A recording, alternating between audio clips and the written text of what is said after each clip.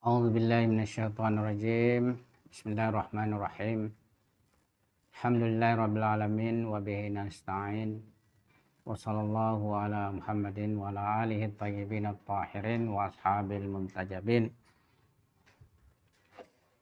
Alhamdulillah, pada sore hari ini kita melanjutkan pembahasan akhlak kita. Pada kesempatan ini kita akan membahas tentang pengetahuan terhadap nafs. Ada beberapa faktor yang tentunya sangat berpengaruh di dalam meningkatkan derajat kesempurnaan insaniyah. Pertama adalah ma'rifat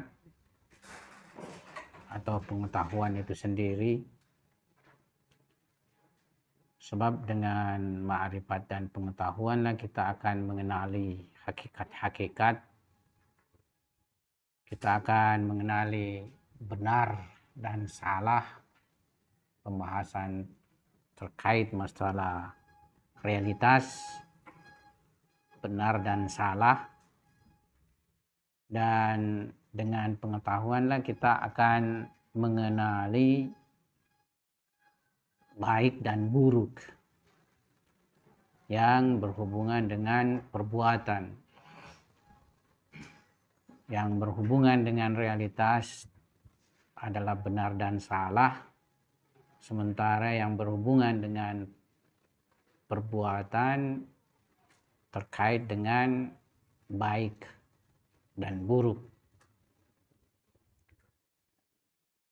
Ini pertama yang sangat berperan di dalam mengantar manusia mencapai derajat kesempurnaan.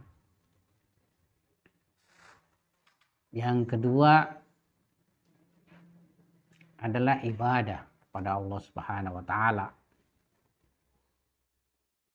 Dengan jalan ibadah manusia bisa mencapai takarrub, kedekatan kepada Allah Subhanahu wa taala, dan kedekatan kepada Tuhan itu adalah kesempurnaan insaniyah.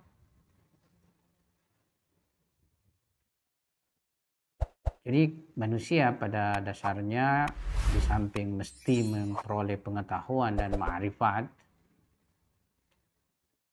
dia juga mesti beribadah. Karena kalau hanya pengetahuan saja itu tidaklah mencukupi bagi manusia. Karenanya ya pengetahuan haruslah juga teraktual dalam bentuk amaliyah. Haruslah teraplikasi dalam bentuk ibadah kepada Allah Subhanahu wa taala.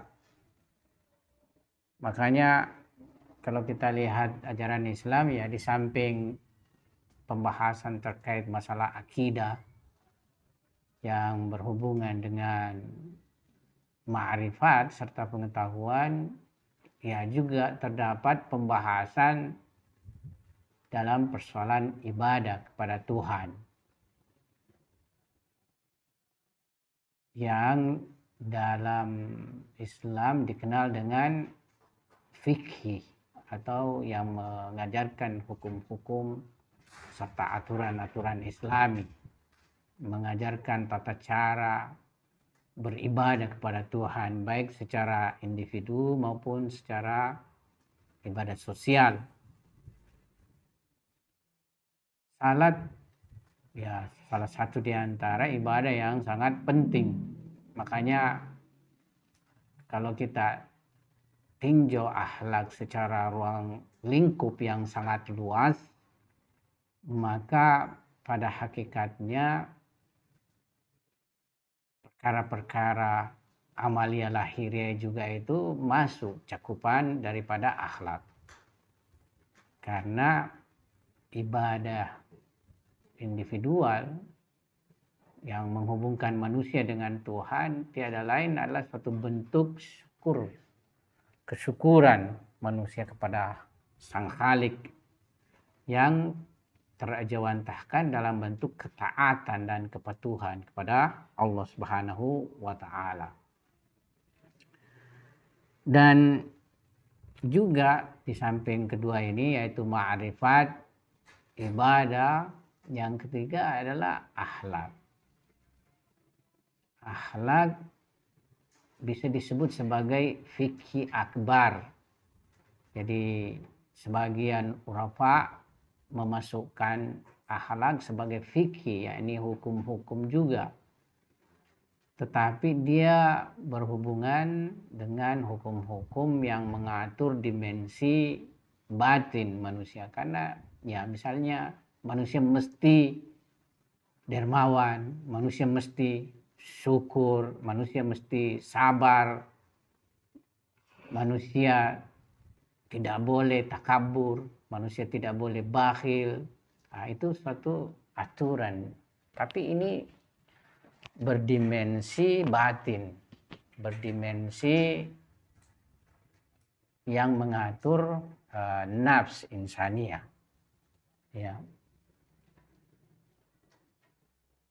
Sebagaimana kita isyaratkan bahwasanya subjek ilmu akhlak adalah manusia dari sisi mempunyai nafs yang dengan kemampuan irada dan ikhtiarnya dapat meraih sifat-sifat baik, dan juga dengan kemampuan iradah serta ikhtiarnya ia bisa menghilangkan sifat-sifat buruk dari dirinya. Karena itu ilmu akhlak berbicara tentang potensi nafs yang non materi. Ya, nanti kita akan membahas tentang kenon-materian jiwa, tapi mungkin pada pertemuan berikutnya. Dengan itu ada baiknya kita pertama menjelaskan tentang apa itu nafs atau jiwa. Nafs adalah suatu substansi selain dari badan yang mana perasaan, emotif, berpikir, iradah, memutuskan, dan menggerakkan, semua itu dinisbahkan pada diri manusia.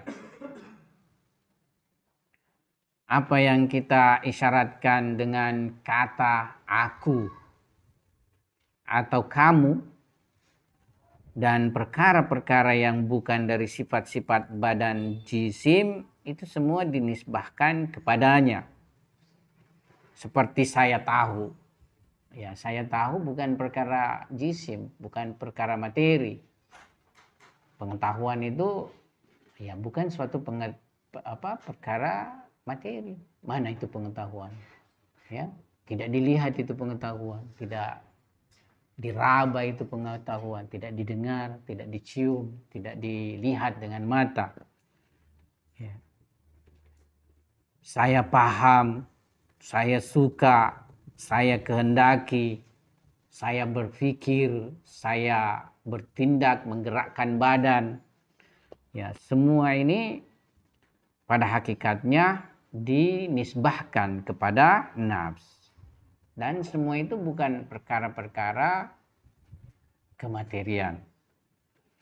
Jadi nafs adalah suatu substansi non-materi yang mengatur badan serta mengelola kebutuhan-kebutuhannya. Ia adalah zat manusia yang mempunyai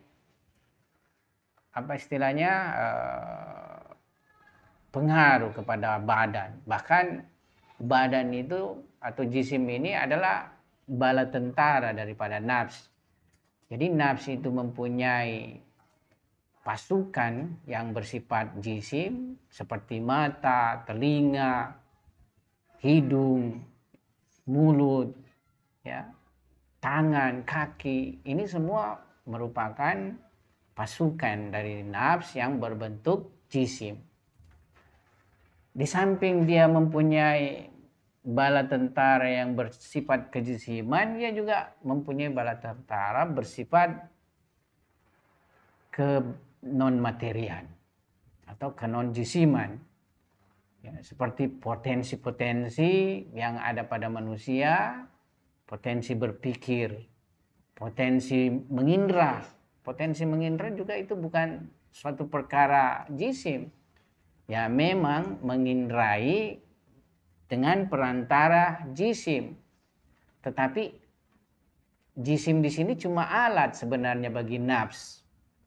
Karena kalau tidak ada nafs, telinga lagi tidak mendengar. Kalau tidak ada nafs, ya, lisan tidak lagi berbicara, dan seterusnya. Demikian pula potensi khayal, imajinasi pada manusia. Jadi manusia mempunyai potensi penginderaan, punya potensi imajinasi, dan punya potensi tafakkur, ya, berpikir. Nah, ini semua merupakan dimensi-dimensi ruhani dan dimensi-dimensi batini bagi manusia. Ya, kita mungkin berpikir bahwa mengindra itu perkara jisim, bukan. Mengindra itu ya memang menggunakan perantara alat-alat jisim, tetapi pada hakikatnya itu nafs yang mengakses semua itu. Ya, makanya kalau ruh atau nafs sudah tidak ada pada badan, ya semua itu tidak berfungsi lagi. Ya, tidak lagi melihat, tidak lagi mendengar, tidak lagi mencium, ya. Ya. Ya, jadi kalau sudah meninggal, nafsnya sudah terpisah daripada jasad. Jadi dia sudah istilahnya nafsnya beralih ke alam lain. Ya, dia tadinya di alam materi, dia punya kepengaturan. Setelah berpisah dengan jasadnya, dia beralih ke alam misali, alam kubur. Nah, oleh sebab itu begitu pentingnya manusia mesti mengenali nafsnya, maka kita akan menemukan firman-firman ilahi yang membawa kita kepada pemikiran tentang nafs. Misalnya firman ilahi, wa fi anfusikum afala tubsirun, dan pada anfusmu, yakni nafs-nafs kamu, ya, apakah kamu tidak perhatikan? Atau ayat di surah Fussilat, sanurihim ayatina fil afaki wa fi anfusihim. Jadi Tuhan memperlihatkan ayat-ayatnya, tanda-tandanya pada kita lewat alam, lewat afak, ya, lewat kosmos ini, lewat alam di luar diri kita ini, dan pada diri kalian, dan pada dalam diri kalian sendiri, pada nafs kalian, hatta ya tabayyana annahul haq, sehingga manusia bisa sampai kepada pengetahuan realitas bahwa pada hakikatnya ya itu semua adalah hak, itu semua tiada lain adalah hak. Nah, juga kita akan menemukan berbagai riwayat yang menerangkan tentang nafs. Bahkan pengenalan terhadapnya merupakan mukaddimah, pengenalan kepada Tuhan. Seperti riwayat dari Nabi SAW, man arafa nafsah faqad arafa rabbah. Barang siapa yang mengenal dirinya, maka ia mengenal Tuhannya. Jadi di sini kita lihat bahwa riwayat memberikan kita penjelasan tentang mengenali nafs merupakan mukaddimah mengenali Tuhan. Makanya ketika seseorang melupakan dirinya, ya dia tidak akan sampai pada pengenalan Tuhan. Atau ada juga ayat yang mengatakan bahwa ketika manusia melupakan Tuhan, maka Tuhan membuat ia melupakan dirinya, melalaikan dirinya. Ya, nah dimensi inilah yang banyak ditempuh oleh para sufi untuk mencapai hak subhanahu wa ta'ala, yakni ma'rifat nafs atau perjalanan nafs. Ya, karena perjalanan kesempurnaan itu bukan perjalanan di luar dari diri. Perjalanan kesempurnaan itu adalah perjalanan di dalam diri. Di dalam diri manusia itu sangat banyak hijab-hijab yang mana manusia mesti melewati semua hijab-hijab itu. Dia harus beranjak dari sebuah makam menuju ke makam-makam berikutnya. Dan itu semua ada pada dirinya, ada semua pada nafsnya. Jadi perjalanan nafs inilah yang ditempuh oleh para pesair suluk untuk sampai kepada hak subhanahu wa ta'ala. Makanya ada dua bentuk ma'rifat di sini. Ada ma'rifat dalam artian husuli, yakni lewat perenungan, lewat pemikiran, dan ada ma'rifat yang artinya huduri, yakni syuhud, disaksikan, ya, ditemukan di dalam realitas diri. Nah, tentu pengetahuan huduri ini lebih tinggi daripada pengetahuan husuli. Bahkan pada dasarnya pengetahuan husuli ini bisa dipandang bisa menjadi mukaddimah supaya manusia ingin mencapai pengetahuan huduri. Atau terdapat riwayat Nabi SAW bersabda, a'rafukum binafsihi a'rafukum birabbihi. Yang paling mengenali kalian pada nafsnya, ya yang paling mengenal juga pada Tuhannya. Jadi semakin manusia mengenali nafsnya, berimplikasi semakin ia mengenali Rabbnya, mengenali hak subhanahu wa ta'ala. Nah, sekarang kita akan meninjau dari dimensi pembagian-pembagian. Terkadang substansi ini dinamakan ruh. Jadi kalau pembahasan nafs di filsafat itu, dialah yang mencakupi semua dimensi batin manusia. Yakni maksudnya nafs itu adalah dimensi yang non materi pada diri manusia. Jadi manusia tersusun dari dimensi jasmani, dimensi badan yang materi, dan juga dimensi nafs, dimensi non materi. Jadi nanti ini lagi yang tentunya mempunyai bagian-bagian. Seperti misalnya badan atau jasmani punya bagian-bagian. Ada kepala, ada tangan, ya, ada kaki, ada dada, ya, dan berbagai anggota badan lainnya.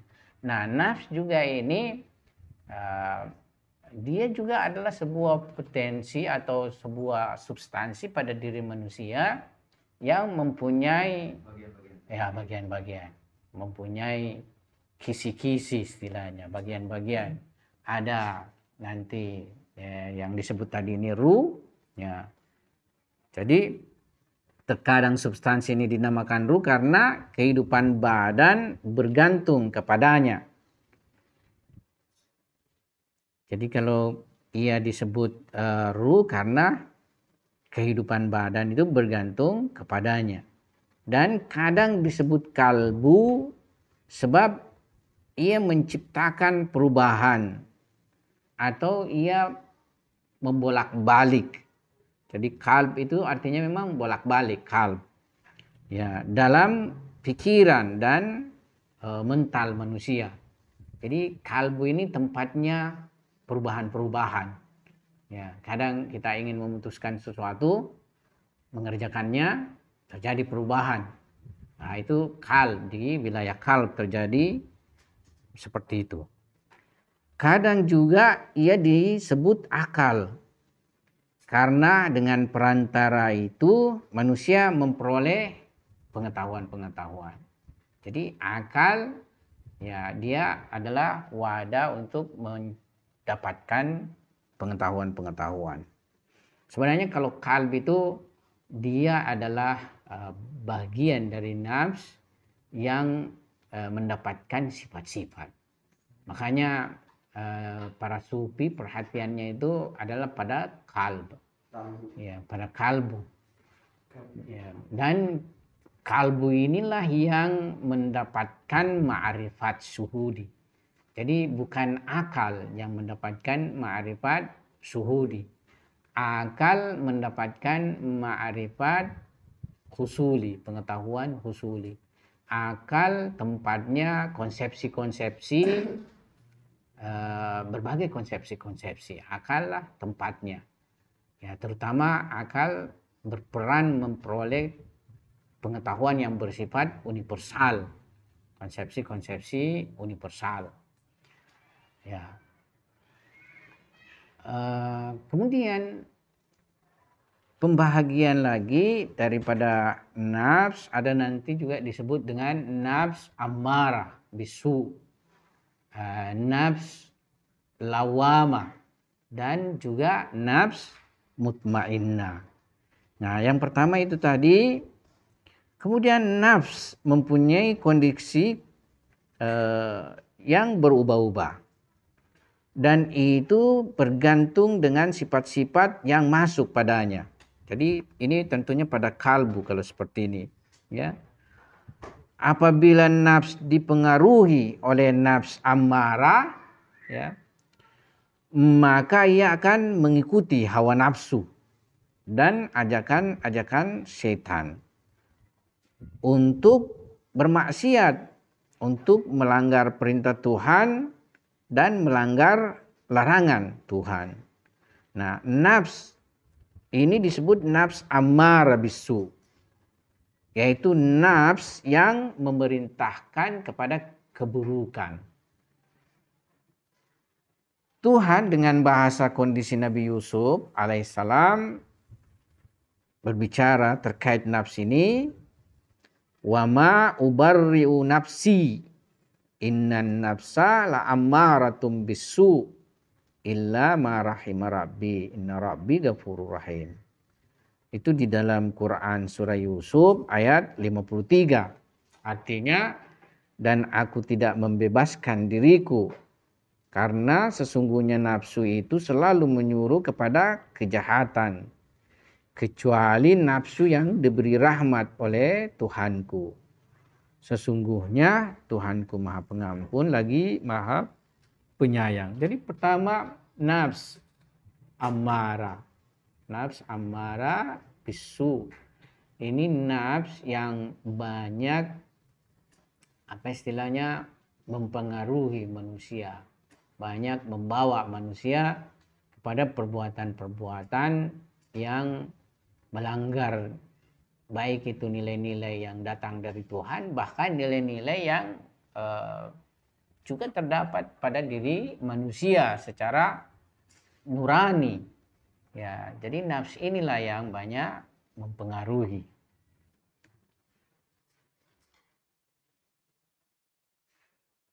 Apabila nafs dapat menolak syahwat dan ghadab, jadi ada yang disebut syahwat, ada juga disebut ghadab.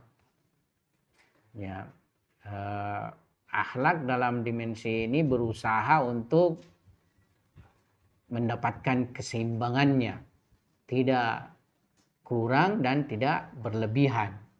Jadi syahwat ini kalau di dalam akhlak tentunya. Kalau di dalam irfan lain lagi. Ya, jadi syahwat itu artinya keinginan. Syahwat bermakna keinginan, di mana pada diri manusia terdapat dimensi syahwat, yakni keinginan kepada sesuatu, berselera kepada sesuatu. apabila dia berlebihan, ya biasa akan menghilangkan daya nalar manusia untuk meraihnya. Ya. Tapi kalau dia juga kurang sekali, bahkan mungkin bisa saja dimatikan. Misalnya ada orang mau mematikan syahwatnya seperti para pertapa.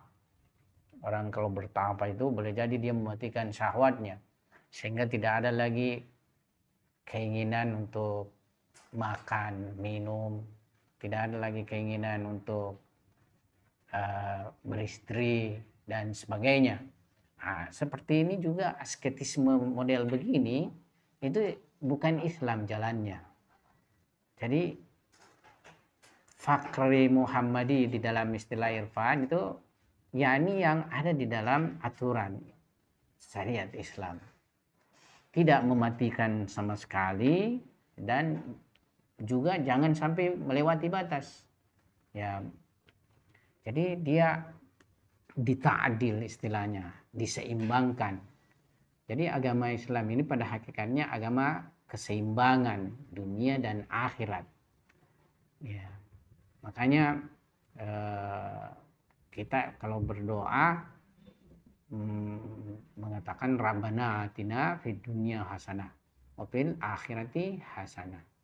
Memohon pada Tuhan supaya diberi kebaikan dunia dan kebaikan akhirat. Ya, tentu maksudnya dalam kebaikan dunia ini sini ya bukan perkara-perkara yang berupa kekayaan melimpah, kekuasaan yang besar dan lain sebagainya, yakni kebahagiaan dalam kehidupan dunia. Ya. Nah, sementara gadab itu maknanya kemarahan, kemurkaan, ya. Dan kemarahan atau kemurkaan atau gadab ini tidak boleh berlebihan. Karena kalau ia berlebihan akan menyakiti orang lain. Ya, akan menganiaya orang lain. Tidak boleh juga ia kurang, tidak ada sama sekali. Karena kalau tidak ada dimensi ini pada manusia, tidak ada nanti keadaan dirinya untuk bertahan, mempertahankan diri, mempertahankan harga dirinya, mempertahankan harga diri keluarganya, mempertahankan hartanya, ya.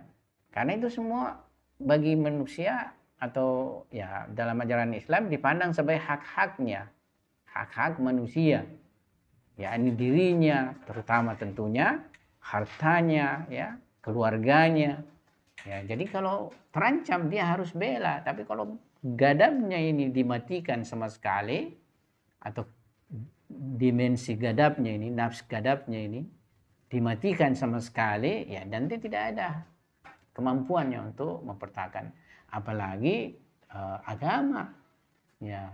Makanya kita akan menyaksikan fenomena orang misalnya kalau mungkin dia bersair suluk maknawi tapi tidak juga didasari oleh ma'rifat akli, ya dia kemudian kehilangan daya bela terhadap agamanya dihina, nabinya dihina, tidak bereaksi, Qurannya dihina, dihinakan misalnya, sementara kita memandang semua ini hal dan perkara suci, ya tetap harus dibela, tetap harus dimasukkan koridor aturan hukum-hukum, ya bukan bertindak anarkis karena kita bukan tidak dibolehkan bertindak anarkis, tapi mesti membela, ya harus mempertahankannya.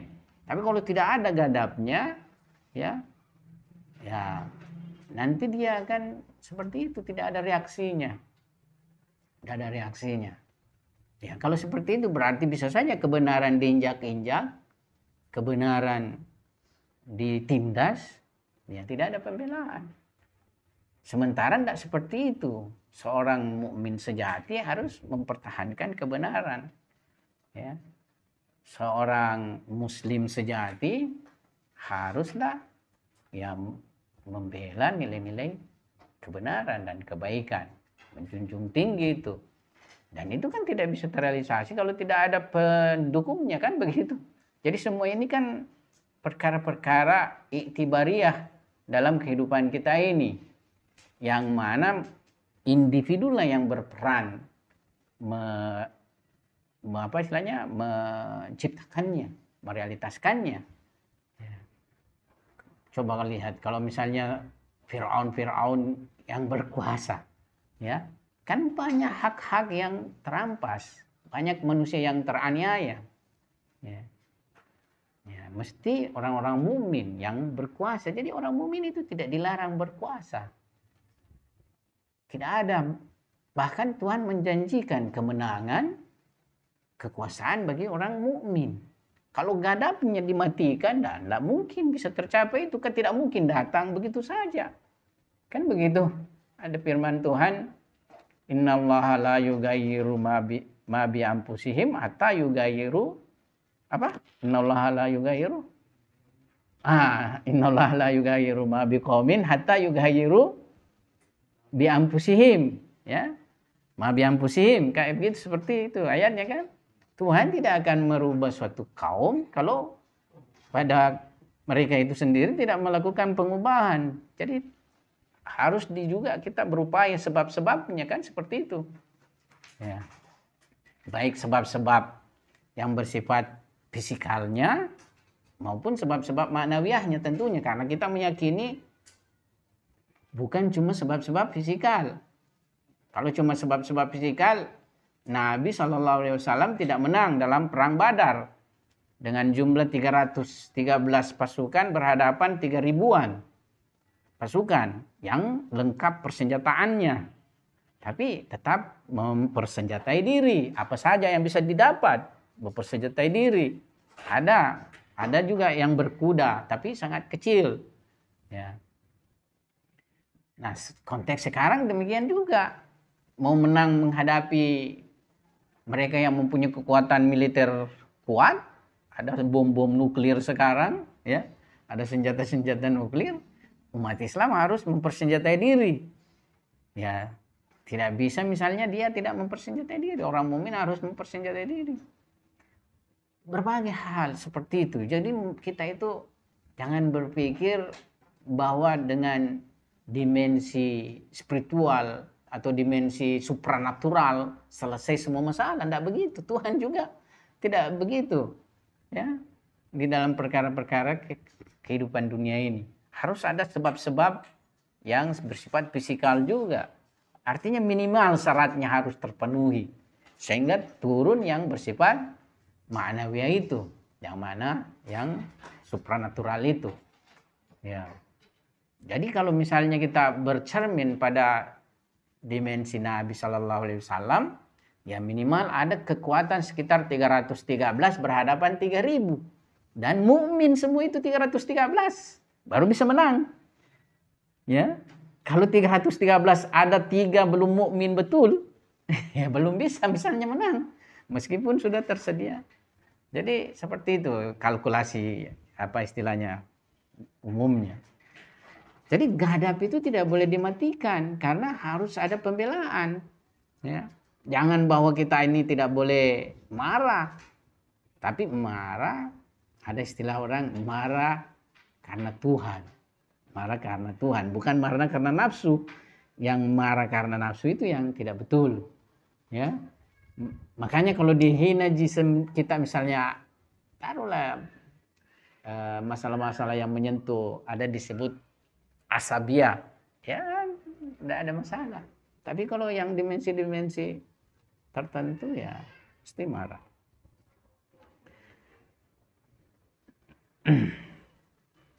Jadi ini tadi, apabila nafs dapat menolak syahwat dan ghadab tapi belum mendapatkan ketenangan sempurna serta selalu melakukan protes dan koreksi, ya, kalau manusia berbuat kesalahan, ya. Jadi kalau kita ini sudah bisa apa istilahnya mencegah diri daripada syahwat, kita juga sudah bisa mencegah diri dari ghadab. Ya, jadi syahwat itu dalam artian apa istilahnya, tarikan untuk melakukan perbuatan dosa, ya. Kemudian ghadab yakni sesuatu yang muncul di dalam diri. Jadi tiba-tiba darah mendidih, mendengarkan sesuatu atau melihat fenomena, itu ghadab. Nah, kalau manusia sudah bisa mengantisipasi ini, kemudian manusia juga selalu mengoreksi dirinya, selalu mencela dirinya. Ya, misalnya kurang ibadah. Kenapa saya kurang ibadah? Atau misalnya malas ibadah atau berbuat sesuatu yang dalam bentuk kelalaian, ya, muncul di dalam dirinya mencela dan mengoreksi, maka itu berada pada tahapan disebut nafs lawama. Ya, nafs lawama. Nah, Tuhan di dalam hal ini berkata wala uqsimu bin nafsil lawama. Dan aku bersumpah demi jiwa yang selalu menyesali dirinya sendiri. Kan kita kalau melakukan suatu hal yang sifatnya kita nilai baik, tapi kita meninggalkannya, atau bahkan melakukan yang buruk, itu muncul di dalam diri rasa menyesal, dan muncul diri sendiri yang mencela diri sendiri. Nah, itu disebut nafs lawama. Jadi dari nafs amarah, terbebas dari nafs amarah, masuk pada nafs lawama. Nah, nafs lawama ini lebih tinggi. Nah, yang terakhir atau dari 3 bentuk ini, dan apabila nafs berada di bawah perintah dan larangan syariat, serta sudah berhasil menghalau pengaruh ghadab dan syahwat, jadi dia sudah menghalau pengaruh ghadab dan syahwat dan menemukan ketenangan sempurna, maka nafs ini disebut dengan nafs mutmainnah. Jadi nafs amarah, dari nafs amarah, nafs lawama, serta nafs mutmainnah. Ya, ini yang 3 pembagian. Tapi sebenarnya ada beberapa pembagian. Ada disebut juga nafs mulhimah, ya, ada nafs kamilah. Ya, jadi banyak sebenarnya, cuma ini 3 yang umum, ya. Dan ini yang 3 di dalam akhlak. Kalau di dalam irfan lain lagi, ada nafs mulhimah, ada nafs kamilah, ada nafs wilayah. Ya, itu semua tingkatan-tingkatan yang dicapai. Ya, pertama yang harus kita bebaskan diri kita dari nafs amarah ini dulu, ya. Jadi kita dari nafs amarah ini benar-benar harus melepaskan diri, karena dialah yang menengani syahwat kita, menengani ghadab kita, sehingga kita akan terperosok pada maksiat, pada kesalahan, pada dosa. Ya. Nah, kalau kita sudah beralih dari nafs amarah ini, naik pada tingkat di mana kita selalu mengoreksi diri kita, mencela apabila sedikit saja kehilapan, terjadi kesalahan, terjadi kelalaian. Nah, ini artinya kita berada pada tingkat nafs lawama. Ya. Nafs lawama itu belum berat, tapi kalau mencapai nafs mutmainnah, yakni sudah menghalau nafs syahwat, menghalau nafs ghadab, jadi tidak lagi masuk, ya, ruang lingkup pada diri itu nafs syahwat dan ghadab, ya, serta sudah mencapai ketenangan, ya, ketenangan karena sudah terbebas dari pengaruh-pengaruh itu.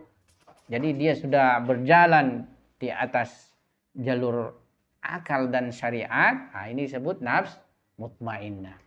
Ya, dan nafs mutmainnah, kata Tuhan, ya ayyatuhan nafsul mutmainnah, irji'i ila rabbiki radiyatam mardiyah. Wahai jiwa yang tenang, kembalilah kepada Tuhanmu dalam keadaan ridha, lagi diridainya. Jadi kalau kita sudah sampai pada nafs mutmainnah, Tuhan sudah ridho pada kita. Ya, ini Tuhan sudah ridho pada manusia. Nah, kalau Tuhan ridho pada manusia, ada disebut makam ridho.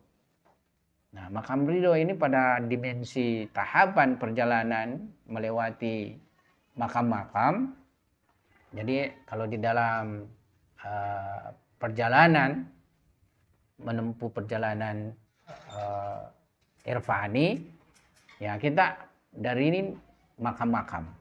Ada disebut makam taubah. Jadi kita mesti dulu melewati makam taubah. Jadi taubah itu artinya bertobat, kembali kepada Tuhan. Jadi tadinya kita jauh dari Tuhan, mesti kembali kepada Tuhan. Ya.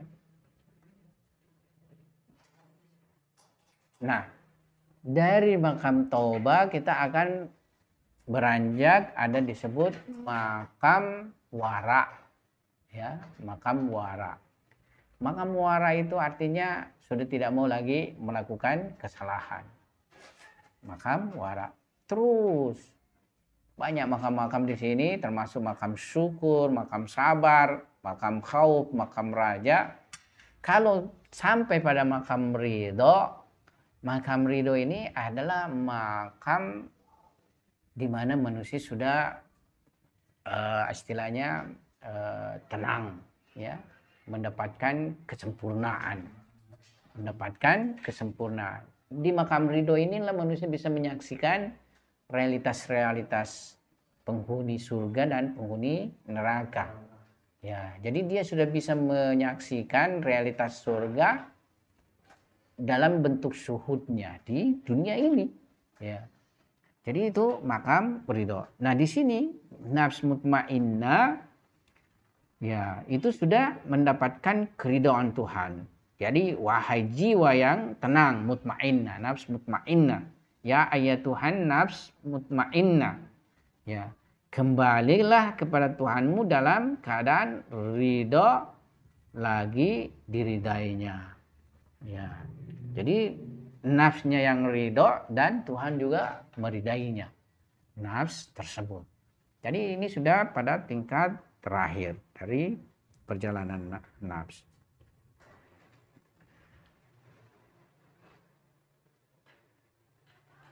Nah, sedikit kita akan menyinggung dua kekuatan syahwat dan ghadab yang dapat menguasai kalbu seseorang, sehingga akan membuatnya bisa tidak terkendali dengan akal dan syariat dalam berbagai perilaku dan perbuatannya.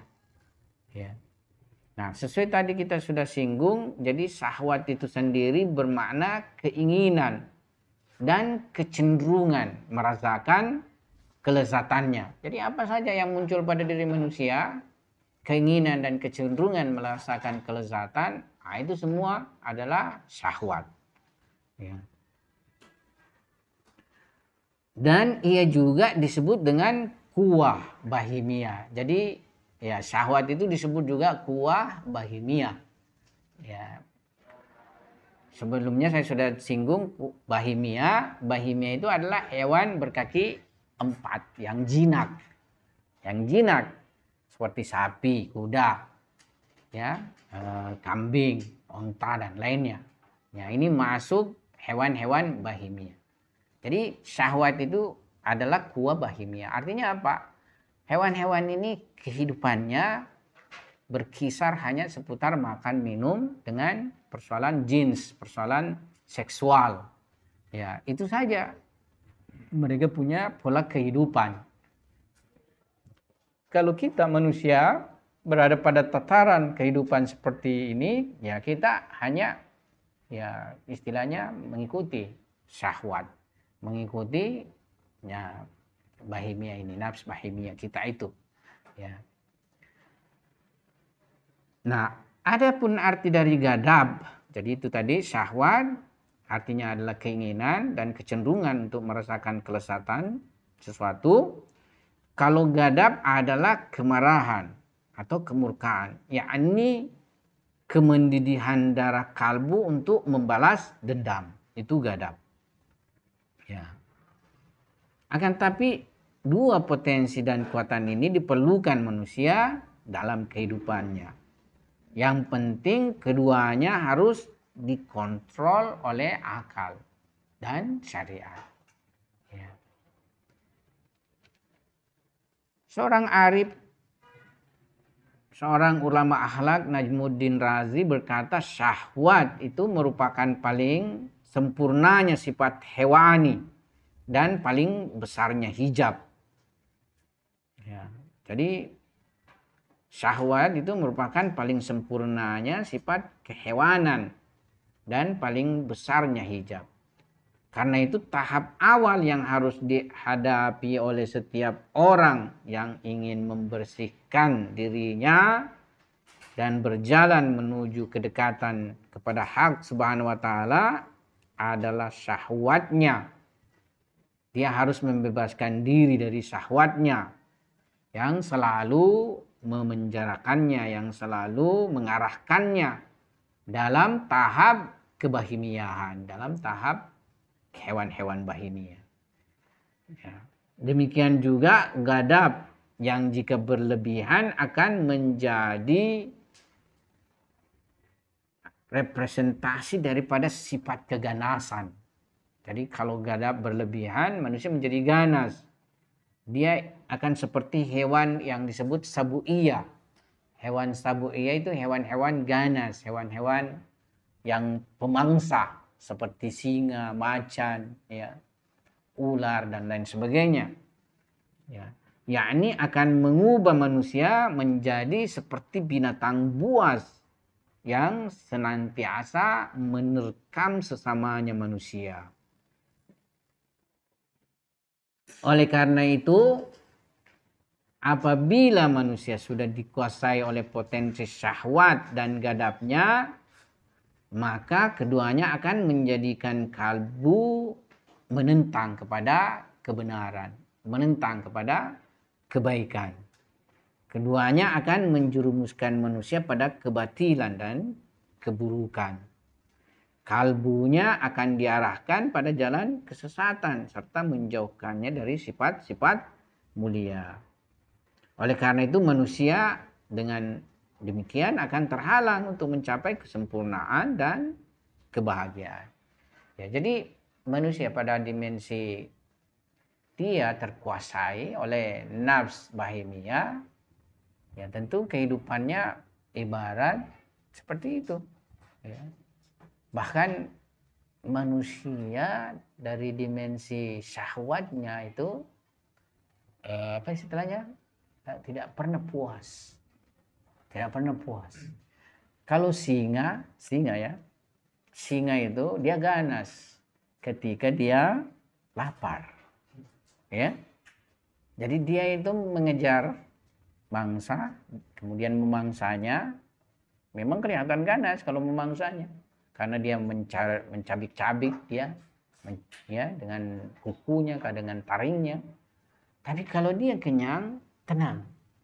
Jadi kalau dia kenyang, dia lihat saja itu. Yang meskipun hewan mangsanya. Ya. Dia lihat saja, kenyang.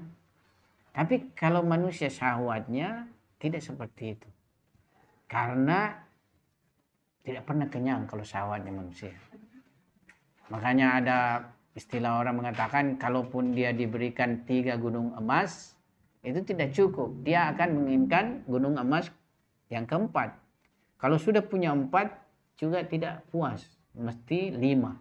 Dan seterusnya sampai tidak terhitung jumlahnya. Demikian juga terhadap misalnya perempuan. Sekiranya misalnya tidak ada kontrol, syahwat manusia itu diberikan satu perempuan cantik tidak cukup. 2, 3 tidak cukup. Terus. Ya. Jadi syahwat ini pada manusia tidak pernah kenyang. Tidak pernah puas. Dan sangat temporer sekali, sebentar. Ya. Jadi ini bedanya dengan hewan. Jadi bisa manusia berubah lebih ganas, ya, daripada hewan paling ganas. Makanya manusia kan hewan sebenarnya. Ya.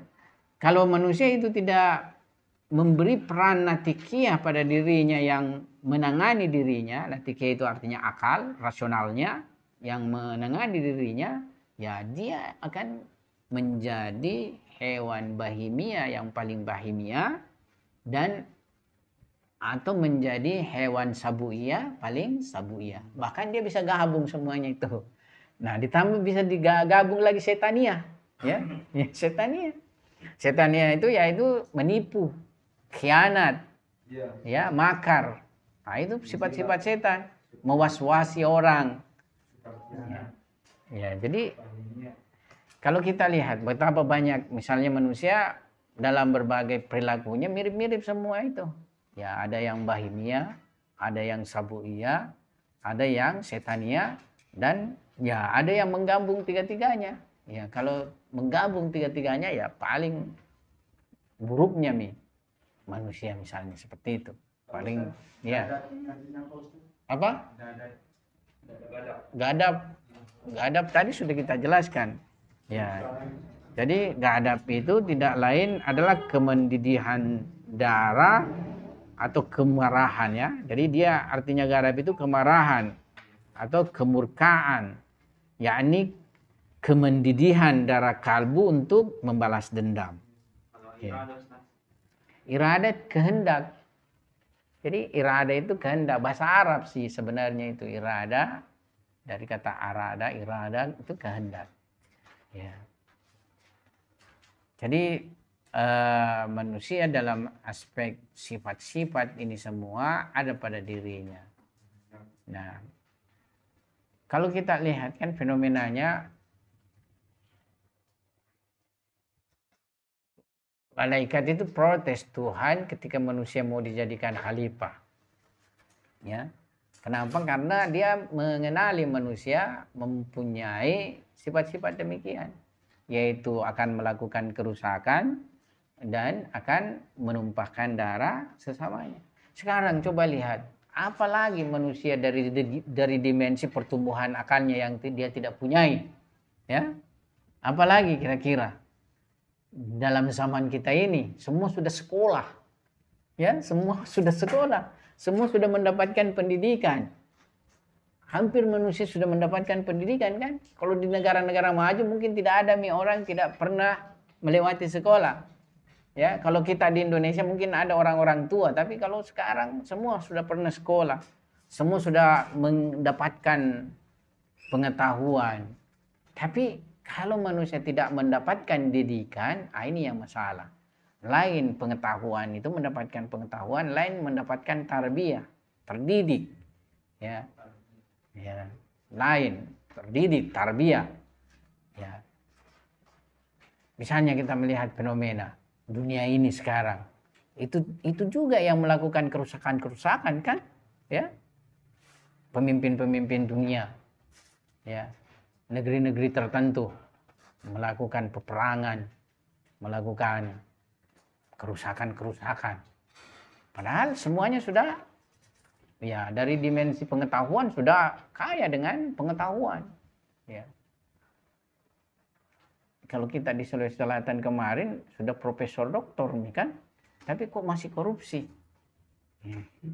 Coba lihat, kenapa kira-kira? Ya? Karena sifat syahwatnya. Itulah maksud saya ya.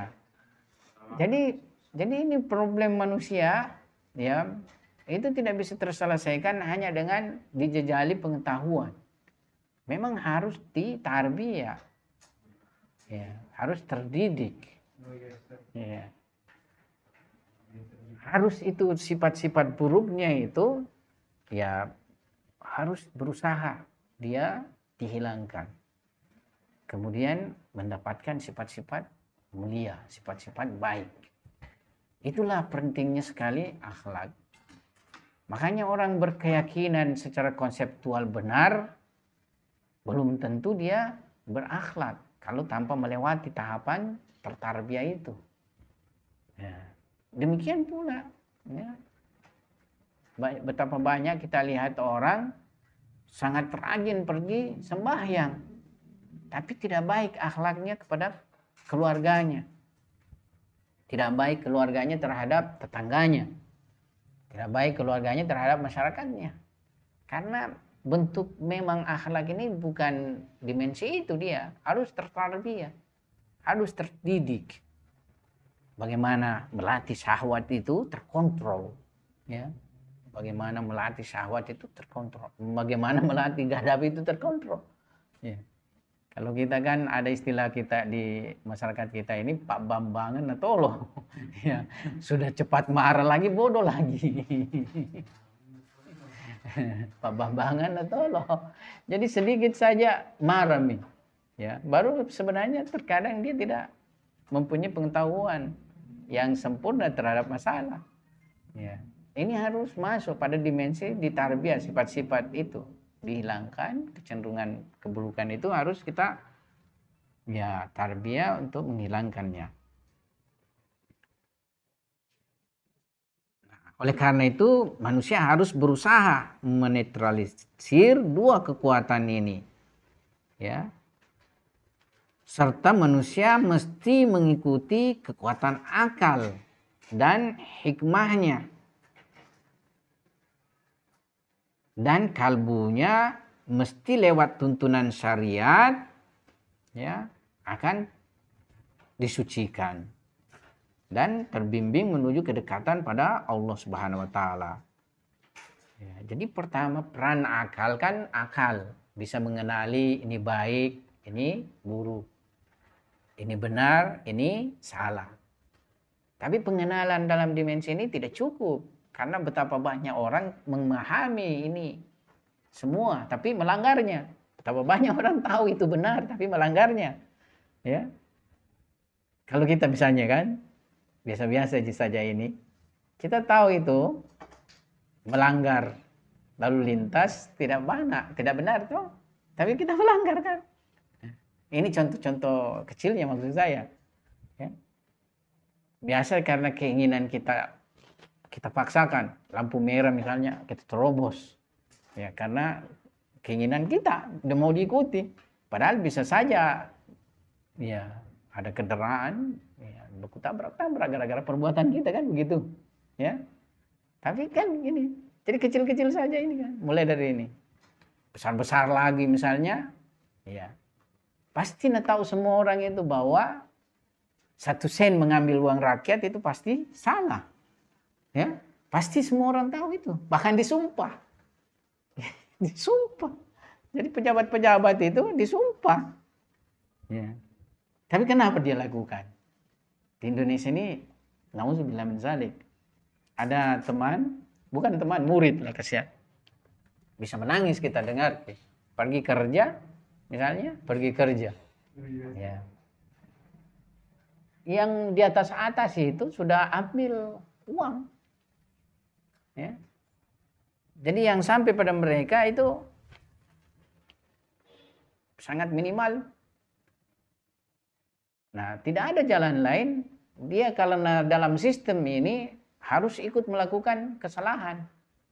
Makanya dengan dana yang sudah terambil itu sejumlah itu dia harus menjadikan misalnya sebuah bangunan itu ya misalnya bangunan itu kan anggarannya taruhlah misalnya 100 juta tapi yang sampai pada dia misalnya 50 juta saja itu sudah besar itu kalau 50 juta setengah sampai di tangan karena lewat berapa tahapan ini diambil semua ya misalnya kalau ada 3 tahapan harus dilewati meja itu semua meja harus ambil dari 100 juta itu ada ambil 25 juta 75 memang Mi.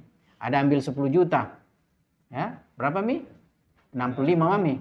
Nah, ada yang ambil 15 juta lagi, sisa 50. Nah, bangunan yang terkonsep dengan 100 juta, sisa 50 juta. Dan itulah yang harus ditangani orang di bawah ini untuk tetap jadi bangunan ini. Kalau tidak jadi kan, dia juga tidak dapat nanti gajinya. Bahkan jadi bangunan belum tidak dapat gajinya. Ya.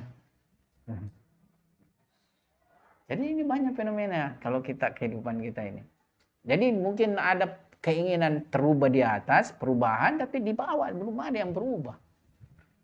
Sangat minim sekali perubahan. Saya, ya artinya ya kita mengalami berapa zaman ini. Kalau saya, zamannya Soeharto, Pak Harto dulu, zamannya kemudian perubahan-perubahan ini, sampai ke sekarang ini. Itu karena apa? Ini semua dimensi batin, dimensi ruh kita ini, dimensi nafs kita ini masih mengikuti nafs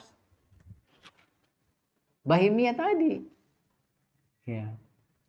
Yang tidak pernah kenyang dalam persoalan kekayaan. Ya, nafs bahimiyah itu.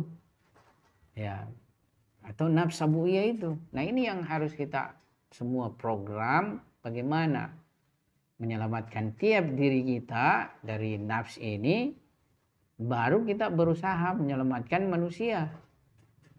Jadi kita tidak bisa bermimpi merubah manusia kalau tidak merevolusi dulu diri. Jangan merevolusi, nanti orang kira kita mau melakukan revolusi. Ya. Ya. Jadi kita tidak bisa melakukan perubahan tentunya kalau diri sendiri tidak bisa dirubah. Tidak bisa mengajak manusia berubah kalau diri tidak berubah. Yang istilah orang terkenal sekali itu ibda minafsika. Mulai dulu pada diri kita, mulai dulu pada dirimu. Kita tidak bisa mengajak orang salat kalau kita tidak dulu salat. Kita tidak bisa mengajak orang dulu memperbaiki akhlaknya kalau kita tidak perbaiki dulu diri kita. Makanya semua para anbiya itu diutus Tuhan sempurna memang sudah dirinya. Sempurna pikirannya, sempurna ucapannya, sempurna perilakunya. Dari dimensi pikirannya tidak ada kesalahan sama sekali, bahkan tidak akan dimasuki kesalahan pada pikirannya. Demikian pula pada lisannya, tidak akan keluar dari lisannya kesalahan, tidak akan keluar dari lisannya sesuatu yang buruk. Demikian pula dari perbuatannya, sempurna semua. Ya, supaya ia bisa menjadi teladan. Karena para anbiya itu adalah teladan. Ya, teladan bagi manusia yang menginginkan kesempurnaan. Kan tidak benar kalau misalnya yang ingin diteladani dia sendiri tidak sempurna. Jadi harus teladan itu sempurna. Karena dialah yang menjadi rujukan bagaimana manusia dalam memperbaiki diri. Baik dari dimensi pikirannya, lisannya, dan perbuatannya. Makanya manusia sempurna itu artinya manusia yang sempurna dari segi pikirannya, sempurna dari segi lisannya, dan sempurna dari segi perilaku perbuatannya. Itu manusia bisa disebut sempurna. Ya. Nah, apabila manusia bisa mendapatkan kesempurnaan ini, ia sudah menetralisir syahwatnya, dia menetralisir gadabnya, semuanya sudah tunduk pada akalnya, semuanya sudah tunduk pada syariat, ya, kalbunya sudah bersih, nafsunya sudah bersih, baru nanti dia siap untuk menerima pancaran-pancaran ilahiyah. Jadi ia akan siap menerima istilahnya manifestasi dari sifat jamaliyah dan jalaliyah ilahi. Oleh sebab itu semua tindakannya nanti itu adalah manifestasi daripada sifat-sifat sempurna Tuhan. Ya, kalau sudah terlepas dari semua ini. Makanya akhlak ini mukaddimah untuk mendapatkan kedudukan maknawiyah, kedudukan kesempurnaan, ya. Itu akhlak, memperbaiki akhlak itu mukaddimah. Tapi ya akhlak Islami ini yang menjadi rujukan kita. Ya, bukan akhlak dalam pengertian lain, karena akhlak Islami itu beda. Ya, menyucikan diri di dalam akhlak Islami qurbatan ilallah, mendekatkan diri pada Allah Subhanahu wa taala. Kalau pada dimensi manusia itu karena hanya saja misalnya tercegah dari celaan-celaan manusia, atau saya misalnya tidak menganiaya Anda supaya saya juga tidak teraniaya. Ya, seperti itu. Saya tidak boleh berbohong kepada Anda supaya saya juga tidak dibohongi oleh Anda atau orang lain. Ya, seperti itu dimensinya. Kalau kita tidak dimensi demikian, ya. Makanya, apakah kalau misalnya seorang diri kita harus juga perbaiki akhlak? Iya. Ya, akhlaknya kemana? Ya, akhlaknya masuk pada diri kita. Ya, supaya tetap kita bisa mendapatkan kedekatan pada Allah Subhanahu wa taala. Tapi kalau dimensi ini tadi, kalau sudah tidak ada orang lain, tidak perlu lagi diperbaiki karena tidak ada ya, tidak ada yang dihadapi. Tapi kalau kita tetap harus memperbaiki diri karena bukan ke situ, kita ingin mencapai kedekatan pada Allah Subhanahu wa taala. Ya. Ya, saya kira ini yang kita bisa bahas pada sore hari ini, pembahasan terkait masalah akhlak. Ya. Semoga ada manfaatnya. Kalau ada pertanyaan bisa kita tanya jawab. Berapa menit? Ada pertanyaan?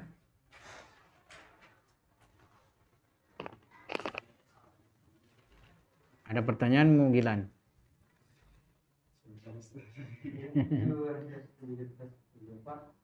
Kan di sini ketika kita melihat korelasi ketika raga sudah mati, berarti kita sudah pindah ke tempat yang lain. Ya. Nah, pertanyaannya kemudian bahwa apa nafsu yang ada di tempat lain kemudian itu sama dengan raga kita sendiri yang ada di tempat lain sendiri. Karena kita ketahui bahwa ketika kita sudah mati akan dihidupkan kembali. Bagaimana diminta suatu pertanggungjawaban misalkan apakah raga dihidupkan kembali dihubungkan dengan nafs dan kemudian dimintakan suatu pertanggungjawaban di akhirat setelah nanti. Ya. Jadi itu berhubungan nanti pembahasan masalah ma'ad yang ada di ilmu kalam atau ilmu teologi atau akidah. Jadi dalam masalah ini ada perbedaan pandangan, tapi saya tidak mau masuki perbedaan pandangan ini. Jadi pada hakikatnya nafsu itu tidak pernah tidak punya tubuh. Nah, kalau di dunia ini karena dia berada di alam materi, maka dia haruslah punya badan materi. Ya.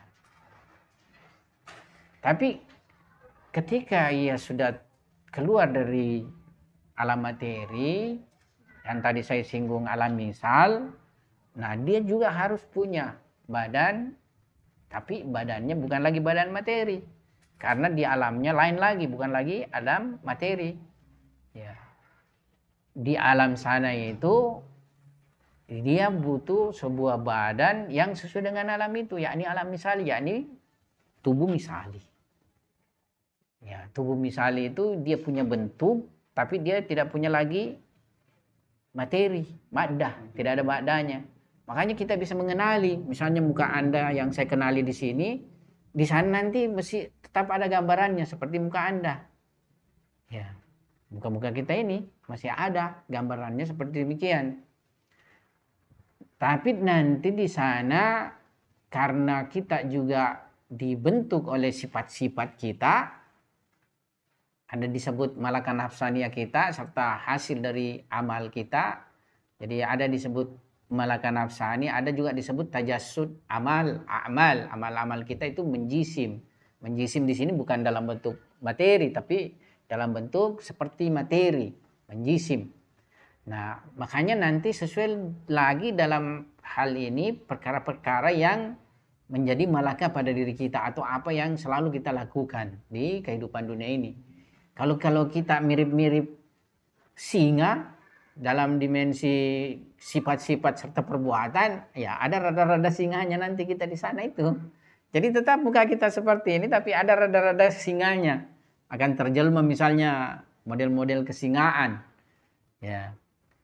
Atau misalnya kita seperti babi di dalam perilakunya. Babi itu paling, apa istilahnya, busuknya hewan itu. Jadi dia santap busuk-busuk apa saja, ya.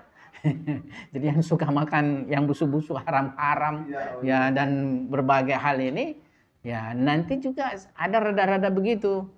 Dan ini di dalam berbagai ajaran-ajaran agama itu punya gambaran seperti itu. Baik ajaran-ajaran apa istilahnya agama-agama seperti di ketimuran ini maupun di barat dan di dalam ajaran wahyu, ya. Bahkan di dalam sebuah riwayat pernah dijelaskan, ya, ada seorang sahabat dari seorang cucu Nabi. Jadi ada cucu Nabi, namanya Ali Zainal Abidin kalau tidak salah.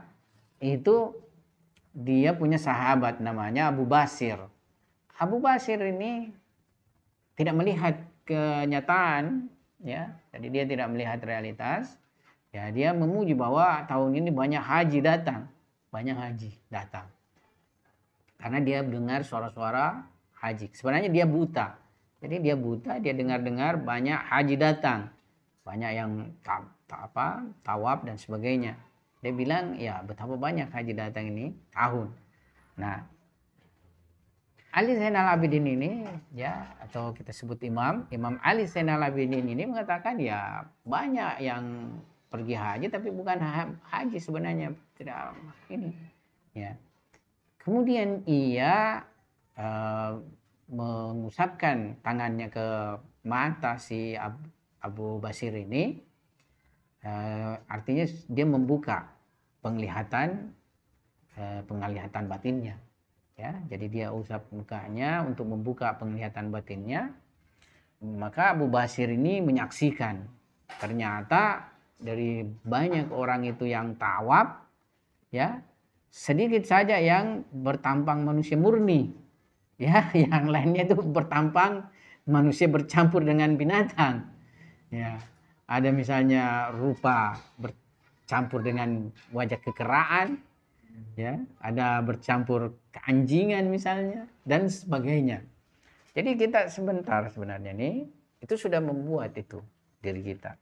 Jadi di dalam pembahasan ini, kalau tubuh lahir kita itu kita diberikan sama Tuhan, ya, tapi tubuh batin kita itu kita yang buat. Ini sekarang ini kita proses membuat. Nanti ketika mati itulah akhir daripada yang kita buat pada rupa asli kita nanti. Jadi itu di alam misal nanti tubuhnya sesuai dengan alam misal itu. Ya, realitas alam misal itu. Ya, ini dia punya bentuk, bahkan punya semacam gambar warna lah kayak seperti itu. Jadi kita bisa mengenali, tapi dia tidak mempunyai materi ini. Ya. Jadi setiap alam akan ada badan bagi nafs sesuai dengan alam itu. Ini yang saya bisa jelaskan. Tapi nanti kalau di pembahasan tentang masalah ma'atnya bisa dijelaskan lebih rinci pembahasan tentang hal ini. Ada lagi pertanyaan? Kalau tidak ada kita tutup. Kita punya pembahasan. Sekian. Assalamualaikum warahmatullahi wabarakatuh.